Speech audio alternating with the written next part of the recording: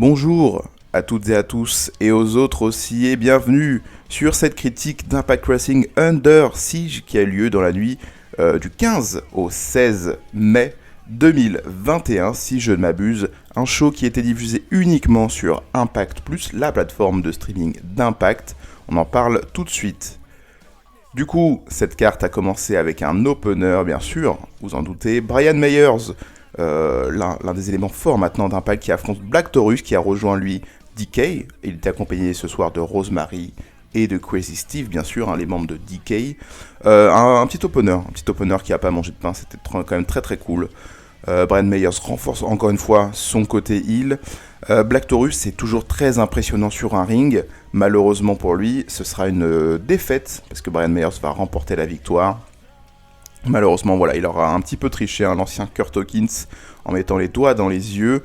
Et puis ensuite, il a enchaîné avec ce magnifique close line, sa finish, que moi je trouve un petit peu brouillonne, mais je rappelle quand même que des gars comme JBL, par exemple, à la WWE, avaient une close line en tant que finisher, donc c'est pas si choquant que ça. Même si je l'ai déjà dit dans ma dernière critique d'ailleurs d'Impact que je vous invite à aller visionner ou à aller écouter plutôt, que voilà, la close line c'était pour moi pas forcément une bonne finish et que j'aurais préféré avoir un spear, mais c'est pas grave. En tout cas, très très bonne performance de Black Taurus. C'est dommage d'ailleurs qu'il se fasse couper aussitôt dans son arrivée du côté d'Impact avec cette défaite, parce que Brian Myers n'avait pas forcément besoin non plus d'une victoire ici. Le deuxième match c'était un match par équipe. Et attention, c'est à partir de ce moment-là où je vais commencer à avoir du sel. Faites attention, les fans d'Impact, ne prenez pas ça personnellement, bien sûr. Tyler Wilde, qui faisait du coup son retour officiel sur un ring d'Impact, après 10 ans de non-catch. Elle a fait son retour lors du dernier show, je le rappelle, pour revenir sauver Tanil Dashwood de la bande à Dana Porrazzo, bien sûr, Kimberly et Suzanne. Et d'ailleurs, c'est justement le but de ce match-là. Tyler Wilde est accompagné de Tenille Dashwood pour ce match par équipe, elle-même accompagnée par Caleb avec un K, je le rappelle. Elles ont affronté et ont gagné contre Kimberly et Suzanne. C'était un match par équipe très anecdotique. Voilà, c'est un match très très oubliable, j'ai envie de dire. Tyler Wilde et Tenille Dashwood, par contre, commencent à m'intéresser en tant qu'équipe. Je trouve qu'il y a une bonne dynamique avec cette Tyler Wilde qui a pas forcément envie de faire équipe avec Tenille Dashwood, et Tenille Dashwood qui essaye d'un petit peu forcer. Voilà, l'après-match, où on a Caleb avec un K qui prend une photo de Tenille Dashwood et Tyler Wilde en train de sourire, et Tyler Wilde qui a pas envie, qui a envie juste de partir. Ça, c'était très très marrant. Voilà, ça joue un petit peu sur le côté, un petit peu gag, mais ça fonctionne très bien. Tyler Wilde est dans une forme incroyable, c'est assez fou. J'ai pas du tout suivi sa carrière après Impact et après le catch, tout simplement. Mais franchement, j'ai l'impression qu'elle a jamais arrêté de catcher, tellement cette femme est incroyable sur un ring. Bonne finisher d'ailleurs, avec cette German suplex maintenue. C'est vrai que ça peut nous faire bizarre maintenant, en 2021, après ces histoires de Brock Lesnar et ces German suplex, d'avoir un match qui se finit avec une German suplex assez basique, même si une très bonne German suplex d'ailleurs maintenue pour faire le tomber. Voilà, c'était très cool. J'ai hâte de voir la suite. Tyler Wilde et Tenille Dashwood vont, je pense, continuer à progresser toutes les deux en équipe. Pourquoi pas aller viser une ceinture par équipe féminine, bien sûr, les ceintures des Knockout. Voilà, Kimberly, je suis toujours très très fan d'elle. J'apprécie vraiment beaucoup ce qu'elle fait sur un ring. Et Suzanne, comme je l'ai dit déjà à de nombreuses reprises, j'attends qu'on ait quelque chose autour d'elle, autour de Su Yung, autour de Suzy aussi. Quelque chose d'un petit peu plus particulier, pourquoi pas même une remise en avant autour de la ceinture, un petit peu plus tard j'imagine, parce que là ça va être un petit peu bouché. Mais voilà, en tout cas le match pour moi je l'ai trouvé très très anecdotique. Le match suivant, c'était un match pour déterminer les prochains challengers numéro 1 pour les ceintures par équipe d'Impact. On avait eu un match avec 4 équipes, je les cite tout de suite. Ace Austin était accompagné de Matt Fulton, toujours Matt Fulton. Petey Williams et TJP, une équipe qui n'a aucun sens, je le rappelle. Petey Williams est revenu il y a quelques semaines maintenant pour faire équipe avec Josh Alexander, c'est ça. TJP qui sort d'une défaite autour de la ceinture X Division. Du coup, voilà, les deux ont décidé de se réunir. Je comprends vraiment pas pourquoi, mais bon, passons. Rohit Raju et Shera, qui est l'une des équipes les plus logiques, j'ai envie de dire. Et la dernière équipe, l'équipe qui m'a fait rager durant ce match-là, encore une fois, c'est Triple XL. Voilà, je sais que les personnes qui me suivent peut-être sur les réseaux sociaux, @SteophilPW toujours, savent sans doute que je déteste cette équipe, et à juste titre, parce qu'elle ne sert à rien. Et c'est d'ailleurs un petit peu mon point durant ce combat On a eu des équipes qui étaient quand même très très cool, des catcheurs en tout cas qui étaient très très bons. Pas forcément des équipes incroyables. Ace Austin et Mad Fulton m'intriguent beaucoup parce que je suis un très très grand fan d'Ace Austin bien sûr. Et même si Fulton je l'apprécie beaucoup, j'attends aussi qu'il s'intègre un peu plus à tout ce roster, même s'il le fait très très bien d'ailleurs. Et l'équipe commence à vraiment m'intéresser de plus en plus, tout simplement parce qu'on a une vraie alchimie entre les deux. Les deux fonctionnent très très bien. On a aussi quelque chose qui est pour moi important, c'est la cohérence entre les deux. Donc les deux ont une tenue avec les mêmes couleurs. Et c'est peut-être un petit détail, mais moi j'apprécie beaucoup ce genre de choses. Voilà, donc j'ai vraiment été très très content de la performance des deux qui ont fait encore un match très très cool. Mais alors ça, on n'est plus étonné de la part de Ace Austin et maintenant Mad Fulton qui commence aussi à être habitué des très bonnes perfs. Petty Williams et TJP, ça c'est une autre paire de manches tout simplement parce que je ne comprends pas. Je ne comprends pas qu'est-ce qui s'est passé. Pourquoi est-ce qu'Impact a récupéré Petty Williams pour ne pas savoir quoi en faire? Parce qu'en gros c'est ce qui se passe. Hein. Il a fait équipe avec Josh Alexander comme je l'ai dit précédemment. Et ensuite, rien du tout. TJP lui sort d'une défaite autour du titre X Division. Du coup on s'est dit, tu sais quoi, les deux catégories X Division là, on va les mettre ensemble, ça va faire une équipe. C'est le genre de choses que je déteste. Donc, pas très très content. Petty Williams, ça fait quand même une bonne performance. TJP qui est aussi également en forme. Mais voilà, il faut, si vous voulez vraiment créer une équipe autour des deux, il faudra plus que juste dire ils se mettent ensemble, voilà. Il faut créer une cohérence, une alchimie entre les deux, parce que là, pour le coup, il n'y a pas du tout ces deux individualités qui catchent ensemble, et c'est tout. Et pour moi, c'est pas du tout ça que devrait être, en tout cas, une équipe. Rohit Raju et Shera, eux, par contre, ils ont un long bagage ensemble, hein, et Billy Shera, qui était à l'époque à Impact, avait déjà été bien mis en avant, et d'ailleurs malheureusement pour lui il a fait le choix de partir du côté d'NXT. Finalement ça n'a rien donné du tout, donc, et on l'a de retour depuis quelques semaines, quelques mois même du côté d'Impact. Il fait équipe avec Rohit Raju, c'est une équipe assez basique dans le monde du catch, c'est deux mecs d'origine indienne qui s'associent. Par contre, toujours la chose que j'apprécie beaucoup, c'est le mec qui est catégorie un petit peu plus poids léger, le mec qui est catégorie poids lourd, qui s'associent, c'est vraiment super cool. Voilà, j'ai hâte plus de les voir du côté de la division par équipe, parce que je pense que ça peut former une très très bonne équipe, et pourquoi pas offrir à Mabili Shera sa première ceinture du côté d'Impact, parce que je rappelle que même s'il est là depuis 2015 ou 2016, il me semble, en tout cas, si on compte pas son passage du côté de WWE qui a pas duré très longtemps, il a duré quelques mois, bah voilà, il a jamais eu touché de ceinture Mabili Shera, donc il serait peut-être temps dans sa carrière un jour de faire quelque chose. Et le Triple XL, qui est pour moi une équipe, comme je l'ai dit, inutile. Pourquoi on a une association de deux big men qui sont, je vais dire, limités sur un ring. Forcément, on est sur des big men, même si AC Romero nous a montré qu'il pouvait être assez agile à certains moments. Mais les deux n'apportent rien, tout simplement parce que les deux n'ont jamais remporté pratiquement de victoire. Il me semble à leur début peut-être, et encore. Mais c'est tout. On peut pas avoir une équipe de deux mecs XXL, triple XL, qui ne font rien en fait. Ça n'a aucun sens. Il y avait une histoire du coup, il y a quelques mois maintenant, avec cette histoire de qui a tiré sur, il me semble que c'était Johnny Bravo. On n'a pas eu de suite. Apparemment c'était Larry D, pour ceux qui n'avaient pas suivi, mais voilà, on a laissé ça à l'abandon. Bon, j'ai envie de dire tant mieux, parce que cette histoire était un petit peu tirée par les cheveux et n'apportait pas grand chose au final au personnage et à l'histoire autour de tout le monde.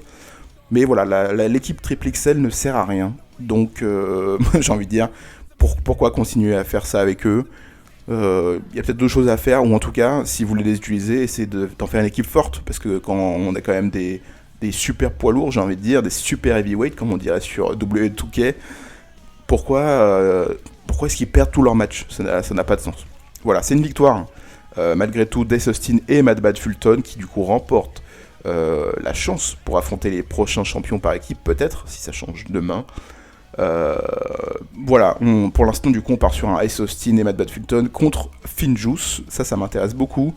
J'ai envie de dire à Ace Austin et Mad Fulton, ramener les ceintures à la maison s'il vous plaît, parce que là, Finjuice, j'ai beau bien les apprécier, c'est quand même pas forcément des Impact Made. Mais voilà, on va voir ce que vaut la suite. En tout cas, Ace Austin et Mad Fulton, ça m'intéresse beaucoup. Et c'était d'ailleurs une super fin. J'ai beaucoup apprécié Mad Fulton avec une force incroyable qui arrive à porter sa finisher. Et ensuite Ace Austin, bon, un petit peu un sploosh, j'ai envie de dire, plus qu'un splash, qui du coup se sert de Mad Fulton qui était à genoux à ce moment-là pour sauter, prendre appui sur son dos, sauter directement pour faire un splash tout simplement sur sur le perdant et faire le tomber pour la victoire. Voilà, c'était quand même très très cool, j'apprécie vraiment beaucoup, comme j'ai dit, le duo Ace Austin et Matt Fulton, donc on a hâte de les voir venir chercher les ceintures. Le prochain match, c'était William Morrissey, l'ancien Big Cass, il faut quand même commencer à s'y faire, hein, ce nouveau nom, l'ancien Big Cass qui faisait face à Willie Mack dans une story assez rapide, il faut quand même l'avouer, on est surtout là pour mettre en avant Morrissey, vous en doutez. Willie Mack, même s'il arrive à très bien se débattre et à très bien présenter, et d'ailleurs ils vont très très bien durant ce match, c'est quand même victoire logique de Morrissey.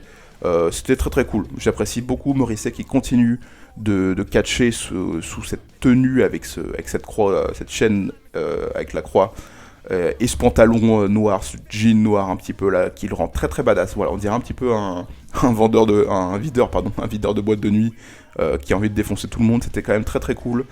Morrissey qui est très très agressif, et c'est cool parce que c'est justement ça qu'on a envie de voir avec lui. Voilà, il est in shape de fou, mais ça j'ai déjà dit lors de la dernière critique, il est vraiment super charismatique, super bon. C'est le genre de choses qui nous donnent, je pense, envie de regarder Impact, même si vous n'êtes pas forcément très très fan d'Impact. Peut-être que vous regardez cette critique, vous écoutez cette critique, et peut-être que vous allez même regarder le show grâce à Morrissey, parce que ça vous intrigue, et que même si Big Cass a des casseroles, on sait très bien que Big Cass est quand même quelqu'un qu'on peut apprécier, quelqu'un de très intéressant dans le monde du catch, assez mainstream, il faut l'avouer quand même. Du coup, comme j'ai dit, victoire de Morrissey après un big boot monstrueux dans l'arrière de la tête de Willie Mack. C'était impressionnant, j'ai vraiment beaucoup apprécié. Et ensuite, après le match, bien sûr, Morrissey qui essaye d'attaquer Willie Mack. Et on a qui vient le faire le save? L'ancien champion du monde, le désormais Mick Carter, apparemment. Rich Swann qui vient sauver, bien sûr, son meilleur ami Willie Mack, avec qui il a fait équipe, je le rappelle déjà, il y a quelques mois maintenant, presque années, j'ai envie de dire. Voilà, qui vient sauver son camarade avec une chaise qui fait fuir Morrissey. Chose assez marrante quand même, je pense que vous l'avez vu sur les réseaux sociaux, mais Rich Swann qui imite la danse de Enzo Amore, et ça m'a fait vraiment très très rire. Voilà, on part sur une réalité, Rich Swann, Morrissey, en tout cas pour l'instant. Peut-être que Willie Mack va être aussi impliqué, même si je suis pas sûr. Mais en tout cas, là on va avoir une opposition de taille, j'ai envie de dire. Voilà, c'est David contre Goliath, clairement. Rich Swann qui du coup repart après cette défaite contre Kenny Omega dans ce très très bon match d'ailleurs, comme je l'ai déjà dit. Mais Morrissey qui doit quand même remporter la victoire pour se placer dans le haut de la carte d'Impact tout simplement. Rich Swann, même s'il part sur une défaite, s'il continue à avoir une défaite, qu'est-ce qu'il adviendra de lui dans les prochaines semaines, dans les prochains mois du côté d'Impact? Je ne sais pas, mais en tout cas la réalité m'intrigue beaucoup, même si je sens qu'on va être un petit peu bloqué concernant tout ce qui est victoire et défaite entre ces deux catcheurs dans les prochaines oppositions. D'ailleurs, je pense qu'à Slammiversary, on aura un très très bon match peut-être entre les deux, entre Morrissey et Rich Swann, à part si on l'a un petit peu plus tôt à Against All Odds, le prochain pay-per-view sur la carte d'Impact, mais j'en reviendrai un petit peu plus tard. Le prochain match, c'était les ceintures par équipe féminine qui étaient défendues par Jordynne Grace et Rachel Ring, les fraîchement nouvelles championnes, elles l'ont gagné lors du dernier pay-per-view, elles également, qui affrontaient dans un match retour Fire and Lava, à chaque fois j'ai envie de dire Fire and Flava, je ne sais pas pourquoi, mais Kiara Hogan et du coup Tasha Steelz qui voulaient récupérer leur ceinture. Le match en lui-même est bizarre, je sais pas trop comment le dire. Le match était assez étrange tout simplement parce que lors de la prise de titre de Jordynne Grace et de Rachel Ring, on a eu la chose inverse de ce match-là. Donc on a eu Jordynne Grace qui se fait dominer tout le match pour que Rachel Ring fasse le hot tag. Et là, lors de cette confrontation, c'était le contraire. C'était Rachel Ring qui prenait toute la hit pour faire après le changement avec Jordynne Grace, même si ça a été un peu plus long que ça. Mais je n'ai pas compris pourquoi est-ce que là c'était le contraire. Est-ce que c'était pour nous dire Rachel Ring et Jordynne Grace, elles se valent toutes les deux, donc chacun ont leur moment de faiblesse, leur moment de force. Je n'ai pas compris le but, je vous avoue. J'aurais préféré peut-être un match plus rapide. Et en plus, à la fin, c'est une victoire et du coup, une récupération des titres de Fire and Lava, de Kiara Hogan et Tasha Steelz, qui récupèrent leur ceinture. Est-ce qu'on va encore avoir toute une histoire autour de ces titres, autour de ces deux équipes? Je ne sais pas, j'avoue que ça me fait un petit peu douter, la reprise de ceinture aussi rapide. Je pense clairement que Tenille Dashwood, voilà, il faut que je me récupère les noms, que Tenille Dashwood et que Tyler Wilde vont venir un petit peu récupérer ses ceintures, en tout cas venir miser ses ceintures, pourquoi pas jusqu'à Slammiversary. Encore une fois, ce sera un très bon match par équipe féminin. En tout cas, avoir Tyler Wilde dans un match pour une ceinture ou pour des ceintures à Slammiversary, ce serait pour moi très très cool parce que c'est quand même une icône un petit peu d'Impact. Tyler Wilde, il faut pas l'oublier. Mais voilà, une défaite aussi rapide de Jordynne Grace et Rachel Herring m'a beaucoup étonné. Comme je l'ai dit, en plus le match m'a pas forcément plu et je l'ai pas trouvé très très logique dans la chose. Ça me fait un peu le même effet que les gens qui ont regardé WrestleMania avec les New Day contre AJ Styles et Omos. C'était un petit peu le même délire, on savait pas trop pourquoi est-ce que c'était booké comme ça. Voilà, ça m'a fait un petit peu le même effet lors de cette confrontation. Victoire quand même de Fire and Lava. J'aurais préféré, comme je l'ai dit, une victoire un petit peu plus rapide et pourquoi pas même une victoire en fourbe de la part de Fire and Lava qui vraiment triche pour récupérer ses ceintures. Ça aurait pu continuer à mettre Jordynne Grace et Rachel Herring en avant en disant bon, elles ont perdu les ceintures mais elles ont quand même droit à un match revanche et après avoir peut-être un match un peu plus intéressant au prochain pay-per-view du coup Against All Odds. Mais là je trouve que c'était fait d'une façon un petit peu étrange où Fire and Lava sort quand même comme une équipe très très forte, beaucoup plus forte en tout cas que les nouvelles championnes par équipe. Et ça m'a vraiment étonné parce que Jordynne Grace et Rachel Herring ça reste quand même des très très bonnes catcheuses et des catcheuses très dominantes. Que ce soit physiquement ou sur le ring, elles sont quand même largement au-dessus de Fire and Lava, donc c'est pour ça que ça m'a vraiment très très étonné. Mais bon, on va voir la suite autour de ce programme-là. Donc du coup, nouvelle championne, Fire and Lava, Kiera Hogan et Tasha Steelz. Le titre d'X-Division d'Impact était remis en jeu. Le match était tellement bon que j'ai l'impression que c'était le titre d'Impact qui était remis en jeu. Josh Alexander défend sa ceinture contre El Phantasmo. Là vous disiez mais qu'est-ce que El Phantasmo fait ici? Tout simplement il est arrivé lors de sa dernière semaine et il a remporté une victoire pour devenir challenger numéro 1 pour la ceinture d'Impact. Voilà, il a fait 2 matchs du côté d'Impact Wrestling, le show hebdomadaire. Du coup il a le droit à son opportunité. Voilà tout simplement, donc on a un match très très bon. Le match était super super cool. C'était super cool, voilà, je suis un très très grand fan d'El Phantasmo, je suis un très très grand fan aussi de Josh Alexander, je suis un très très grand fan de la X-Division dans ce genre de configuration, donc là, voilà, les étoiles se sont alignées pour moi, et ça m'a fait extrêmement plaisir parce que c'était un très très bon match. Je vous invite à aller le voir vraiment si jamais vous avez... il a duré quoi, une vingtaine de minutes peut-être, quelque chose comme ça, même pas, même un petit peu moins il me semble, mais c'était un très très bon match, les deux ont fait une super prestation. Moi, il n'y a que le spot de El Phantasmo quand il fait son old school modifié, donc quand il prend le bras de la personne qui le retourne et après qu'il fait l'équilibriste sur la troisième corde, que je trouve clairement très, très abusé, voilà, parce que le mec fait tout le tour du ring en faisant à chaque fois un petit coup quand il arrive dans un coin. C'est vraiment exagéré pour le coup, mais bon, c'est pas forcément très très grave, c'est aussi le sale catch, c'est un petit peu de côté un peu bizarre, voilà, qu'on assume. On accepte que effectivement ça n'a aucun sens, mais pas grave, voilà. Et voilà, mais sinon le match était vraiment très très bon, donc vraiment je vous invite à aller voir. J'ai pas envie forcément d'en parler plus parce que c'était une très très bonne performance, mais c'est une victoire de Josh Alexander qui conserve du coup sa ceinture sur un ankle lock, faisant abandonner El Phantasmo, donc ça c'était aussi une très très très très sympa à voir. Le prochain match, c'est un match pour la ceinture, des Knockout, Dana Perazzo qui défend sa ceinture contre Havok, qui est elle aussi la nouvelle challengeuse, maintenant qu'elle s'est séparée de Navea, avec qui elle était en équipe. Navea l'a trahi, voilà, pour finir sur un match à Impact Wrestling Fallout, le pré-show d'Impact. Voilà, c'était même pas en main event d'Impact, c'est pour vous dire à quel point l'irrespect se fait sérieux du côté d'Impact à certains moments. J'étais très étonné, voilà, pour un petit peu revenir sur le Navea Havok, l'équipe se sépare très rapidement et les matchs, voilà, la semaine d'après on a un match entre les deux et on comprend clairement que Navea c'est sa dernière apparition du côté d'Impact.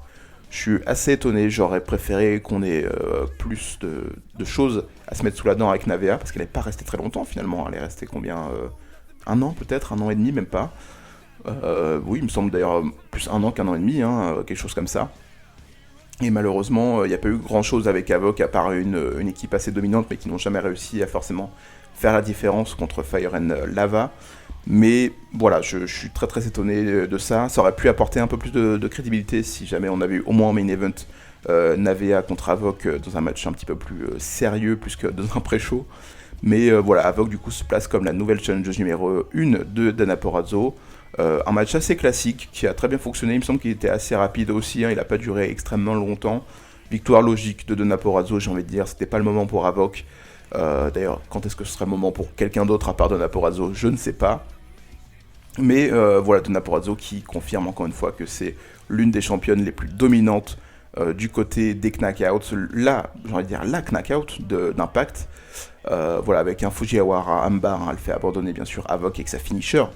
Mais c'était encore une fois une belle prestation, même si le match méritait d'avoir au moins quelques minutes de plus pour pouvoir raconter quelque chose d'autre que Havok, Big Woman qui essaye de mettre à mal et Deonna Purrazzo qui en profite en plaçant ses soumissions, parce que c'est quand même la spécialiste des soumissions. Voilà, c'était quand même un très très bon match. Il faut aussi des matchs courts dans la carte et ça a très bien fonctionné. Le match suivant qui était un match 6-man tag team, un match 3 contre 3.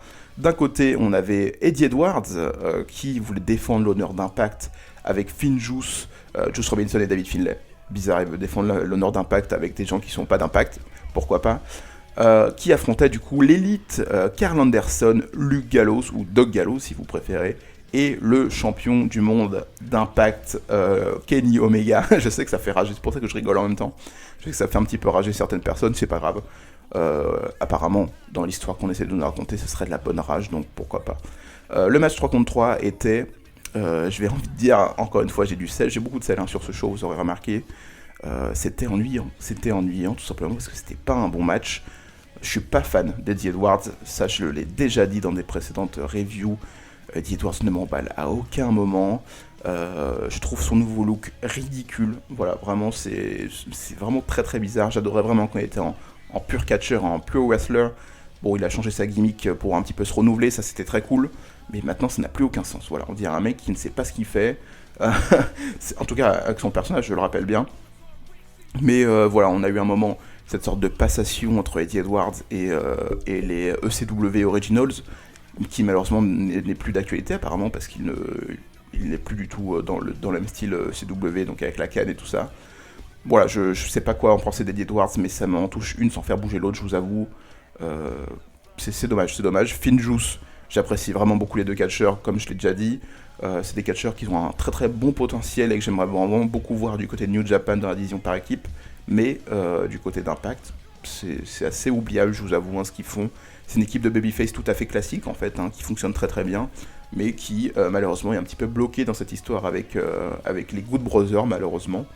D'ailleurs, on en revient aux Good Brothers justement, parce que Karl Anderson, je l'ai déjà dit, mais dans une forme physique assez immonde. Le mec était in shape en partant de WWE il y a 1 an et demi justement, et maintenant il est avec une brioche assez fulgurante, même Doc Gallows est plus en forme que lui, c'est pour vous dire.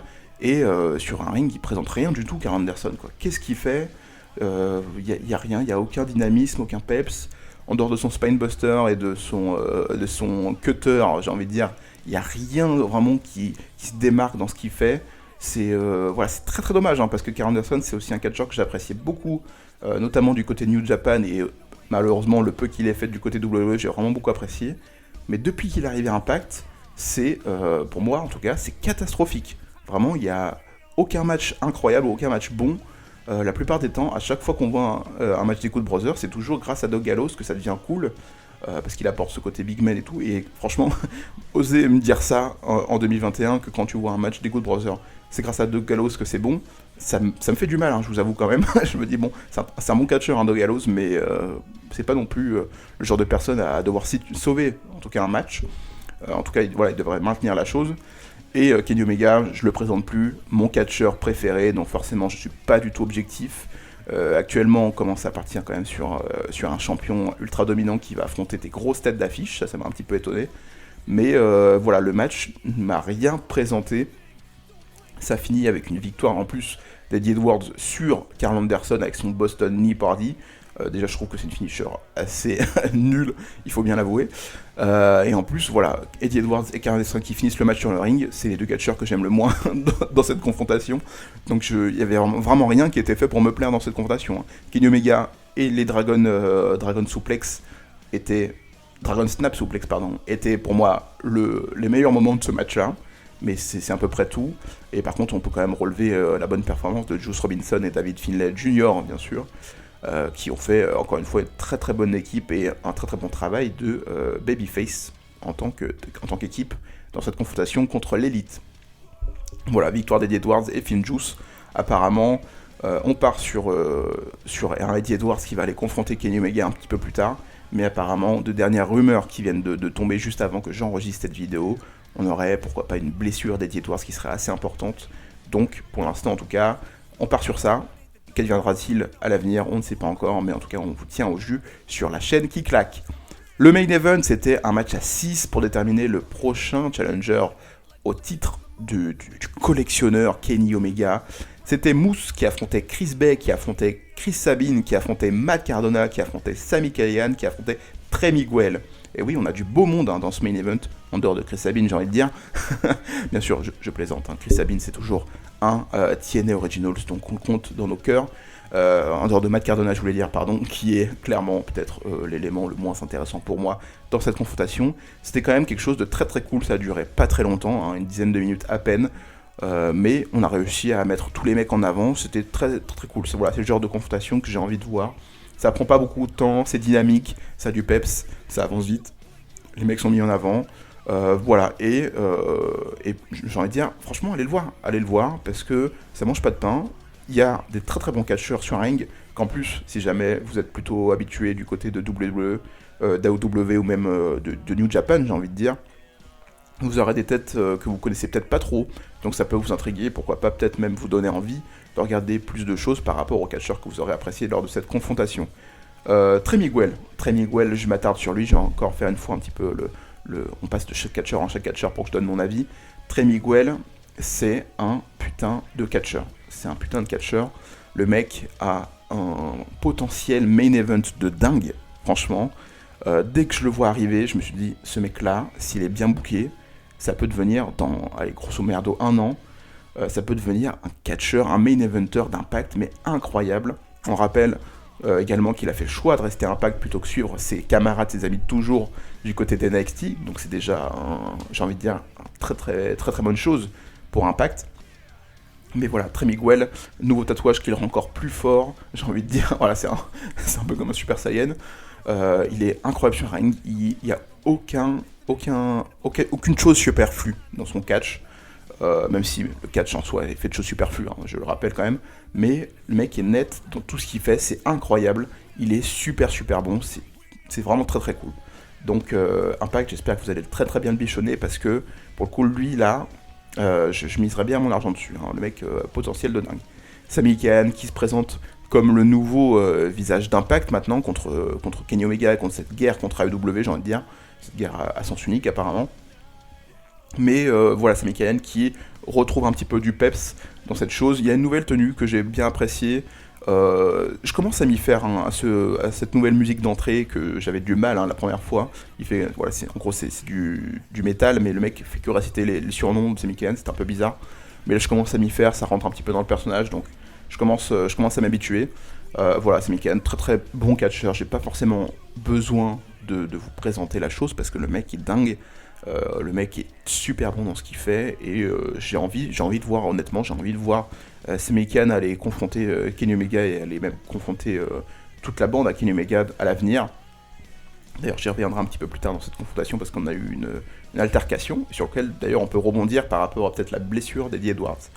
Matt Cardona, je l'ai dit un petit peu en introduction du match, mais c'est le mec qui m'emballe le moins. Ça se voit qu'il est pas du tout à l'aise dès qu'il y a une caméra, c'est phénoménal. Ça a toujours été le cas pour l'ancien Zack Ryder, mais là ça se voit encore plus, notamment d'ailleurs qu'il n'y ait pas de public, ça se fait ressentir pour lui. Mais voilà, pour moi Matt Cardona ne dégage rien. Je trouve en plus pas logique qu'il soit là alors qu'il a perdu quand même sa confrontation contre Brian Myers. Je pensais vraiment que la rivalité allait continuer un petit peu plus longtemps, mais on a préféré le mettre dans ce match, j'imagine, pour apporter un petit peu de visibilité pour les fans de Matt Cardona et qui sont peut-être des fans également WWE. Pour moi, ça n'a pas marché parce que je le trouve clairement à côté. J'ai toujours du mal et je pense que j'aurai du mal pendant encore très longtemps s'il continue en tout cas son aventure du côté d'Impact. Je trouve en tout cas qu'il aurait été plus logique du côté d'AEW avec son ami Cody. Mais voilà, en tout cas, pour l'instant, du côté d'Impact, pour moi, ça ne matche pas. Chris Sabin, TNA Originals, il fait toujours un travail incroyable. Ça a été super cool. Voilà, j'ai vraiment beaucoup apprécié sa performance sur la ring. Et Chris Bay, si vous entendez des sirènes, bien sûr, derrière moi, c'est parce que c'est le Bronx, je le rappelle. Voilà, Chris Bay qui, lui, revient, j'ai envie de dire. Il n'était pas présent lors du dernier pay-per-view, malheureusement pour lui. il était absent. Voilà, il est revenu le lendemain, le show d'après le dernier pay-per-view. D'ailleurs, j'arrête pas de dire le dernier pay-per-view depuis tout à l'heure, mais je ne me rappelle plus le nom du dernier pay-per-view. Je vais regarder ça. Pas du tout, je vais pas aller regarder ça. Vous avez qu'à regarder vous, voilà, bien fait pour vous. Vous avez qu'à suivre Chris Bay du coup qui est introduit lors de ce match-là et qui fait une incroyable performance. J'ai vraiment beaucoup apprécié le petit moment avec Chris Bay et Trey Miguel qui sautent à l'extérieur tous les deux ensemble en stéréo. C'était super cool. Voilà, j'ai vraiment beaucoup apprécié, c'était très très cool. Et Moose qui est le catcheur, le dieu du catch comme il se surnomme, et qui est dans une forme physique incroyable. Il est vraiment que sur la pente montante. Moose, il monte, il fait que monter. J'espère malheureusement, j'espère pour lui, qu'il s'arrêtera jamais de monter, parce que là il est vraiment sur quelque chose d'assez incroyable. Et d'ailleurs c'est lui qui remporte cette confrontation. À la fin du match, on a tout simplement eu Sami Callihan qui a réussi à reprendre l'avantage sur le ring, qui a porté son package pallet driver, mais on a eu une intervention de Karl Anderson et Luke Gallows qui viennent l'enlever du ring et qui viennent le fracasser directement. Et ensuite, on a Chris Bay qui prend l'avantage sur... Chris Sabin qui prend l'avantage sur Chris Bay, qui lui porte son cradle shock, je ne sais pas comment on l'appelle, sa finisher en tout cas, où il prend les deux jambes sur lesquelles il a sur les épaules et qui le fait tourner pour le faire rabattre violemment au sol. J'ai vraiment beaucoup apprécié, mais Moose qui est arrivé pour reprendre l'avantage et faire le tomber pour remporter ce match et du coup devenir le nouveau challenger officiel pour la ceinture Impact de Kenny Omega au prochain pay-per-view, comme j'ai dit, Against All Odds, qui aura lieu du coup dans un mois à peu près, en tout cas au mois de juin. Voilà, donc du coup, comme je l'ai dit, Sami Callihan qui se fait attaquer. J'ai trouvé ça très étrange que Sami Callihan soit le seul en tout cas à se faire attaquer. J'aurais trouvé ça beaucoup plus logique que Karl Anderson vienne attaquer à peu près tout le monde et que les 6 mecs arrivent à se débattre et à les faire fuir, en gros. Mais là, voilà, ils s'attaquent vraiment directement à Sami Callihan. Je trouve que c'est pas logique dans l'histoire qu'on nous raconte, en tout cas dans les shows directement. C'est un peu plus logique par rapport à ce que Sami Callihan propose sur les réseaux sociaux depuis quelques temps, où il se présente vraiment comme le mec qui va sauver Impact de Kenny Omega. D'ailleurs, je trouve ça très cool, c'est le genre de gimmick moi qui fonctionne très très bien sur moi. Mais voilà, en tout cas, j'imagine que le fait qu'Eddie Edwards soit absent, soit blessé, en tout cas, s'il s'avère qu'il est vraiment blessé plus tard, entendez les sirènes, on les laisse passer. Merci beaucoup en tout cas de faire votre travail. Et du coup voilà, Eddie Edwards qui est sans doute blessé, donc on peut partir sur un Sami Callihan qui va prendre la suite logique de ce que devait présenter Eddie Edwards. Apparemment dans les plans c'était Eddie Edwards contre Kenny Omega du côté de Slammiversary, donc peut-être qu'on peut avoir du coup un Sami Callihan contre Kenny Omega du côté de Slammiversary. Et là vous dites sans doute, mais du coup qu'est-ce que fait Moose dans cette histoire? Et ben Moose du coup il va affronter, comme je l'ai dit, Kenny Omega à Against All Odds. Et c'est ce que j'ai dit d'ailleurs sur les réseaux sociaux. Si vous ne l'avez pas vu, je vous invite à aller me suivre encore une fois, @taophilpw. Moose qui va se faire décapiter. Il va se faire décapiter par Kenny Omega et c'est vraiment dommage. C'est là où pour moi le bas blesse. Moi qui suis fan de Kenny Omega, moi qui suis fan de Moose, moi qui suis fan d'Impact également. Là on arrive dans un cul-de-sac. On arrive dans un cul-de-sac où Moose ne fait que progresser depuis maintenant 1 an. Depuis sa réattaque avec EC3, le mec devient un main eventer pur. Déjà, la défaite contre Reichwan pour la réunification des ceintures m'a fait très très mal. Et je me suis dit, bon, si c'est pour proposer quelque chose après, pourquoi pas. On a eu en plus cette confrontation entre Moose et Reichwan juste avant le match entre Kenny Omega et Reichwan, justement, où Moose disait, si tu perds cette ceinture, fais gaffe à toi. Finalement, ça mène nulle part, parce que Reichwan part sur une autre réalité, et Moose devient challenger numéro 1. Mais là, on se retrouve dans un cul-de-sac. Si Kenny Omega perd contre Moose, quelle est l'utilité de cette arrivée de AEW, de Kenny Omega Impact? Ça n'a aucune utilité. Moose qui remportera la victoire contre Kenny Omega, j'ai envie de dire facilement. Ce serait très étrange. La seule façon qui pour moi justifierait ça, ce serait que ce soit un match, je commence à perdre mon latin, il faut vite que j'arrête. Ce serait que ce soit un match assez travaillé, assez dur, sur lequel on se dit putain Moose va encore perdre et qu'il arrive à remporter la victoire pour créer vraiment un shock moment. Mais du coup, je rappelle qu'après Against All Odds, qui est un pay-per-view mineur, il me semble pas qu'il soit diffusé directement en pay-per-view, mais plus sur Impact Plus. Mais après ça, on a Slammiversary, qui est maintenant le plus gros show. Avant c'était Bound for Glory, mais clairement maintenant on est sur Slammiversary pour le plus grand show de l'année du côté d'Impact. Qu'est-ce qu'on propose pour Slammiversary? On propose quoi? Sami Callihan contre Moose, avec aucune réalité amenée, aucun intérêt pour les gens qui ne regardent pas Impact de venir regarder ce match-là. Dans tous les cas, il faut que Kenny Omega soit champion à Slammiversary. Ça, je pense que c'est un objectif clair et net du côté d'Impact et du côté d'AEW aussi, Kenny Omega doit arriver champion à Slammiversary, et du coup, Moose, qui l'affronte un mois plus tôt, va être obligé de perdre cette confrontation, et du coup, bah, ça va détruire Moose. Honnêtement, je pense que ça va détruire Moose, tout simplement parce que, comme j'ai déjà dit, hein, il est sur une pente montante, sur une pente ascendante, et si d'un seul coup on le casse, surtout après cette défaite contre Rich Swann qui lui a déjà fait vraiment du mal, Moose, c'est fini. Moose, c'est fini, on n'a plus, on n'a plus besoin de le voir en fait, parce qu'on se dit le mec n'est pas à la hauteur, alors qu'il est construit depuis 6 mois, 1 an, comme le mec à la hauteur de tout en fait, et le main eventer pur. Donc voilà, on va voir ça à l'avenir.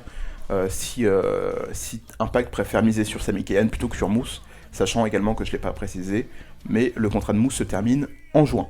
Voilà, je crois d'ailleurs il me semble qu'il finit à peu près au même moment que le pay-per-view Against All Odds, donc on va voir ça dans le prochain mois, dans le prochain pay-per-view qui sera du coup, je le rappelle encore une fois, sur la chaîne de la Taloche. On se quitte ici pour cette critique d'Impact Wrestling Under Siege, qui était un pay-per-view très très moyen, je l'avoue. On a du remplissage en dehors du match d'Impact X Division, du match pour le titre X Division, du match Morrissey contre Willie Mack qui était quand même assez intéressant, et du match des Knockout, et surtout du main event, j'allais l'oublier, qui étaient des très très bons matchs. Tout est pratiquement oubliable, je l'avoue. Donc voilà, on se donne rendez-vous sans doute pour le mois prochain, qui sera peut-être plus intéressant pour nous, fans d'Impact, en tout cas nous qui essayons de parler d'Impact, et même si vous avez envie de vous intéresser à Impact, ces critiques sont faits pour vous. On se dit à la prochaine, à plus.